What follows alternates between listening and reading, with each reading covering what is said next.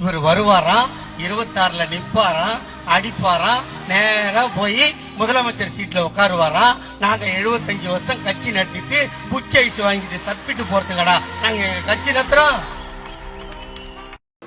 C Joseph Vijay எனும் நான்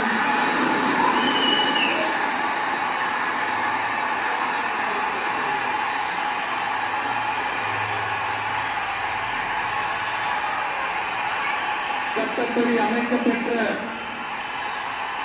இந்திய அரசியல் அமைப்பின்பால் உண்மையான நம்பிக்கையும் மாறா பற்றும் கொண்டிருப்பேன் என்றும் இந்திய நாட்டின் ஒப்பில்லாத முழு முதல் ஆட்சியையும் ஒருமையையும் நிலை நிறுத்துவேன் என்றும் தமிழ்நாட்டு அரசின் முதலமைச்சராக உண்மையாகவும் உளச்சான்றின்படியும் என் கடமைகளை நிறைவேற்றுவேன் என்றும் அரசியல் அமைப்பிற்கும் சட்டத்திற்கும் இணங்க அச்சமும் ஒருதலை சார்பும் இன்றி விருப்பு வெறுப்பை விலக்கி பலதரப்பட்ட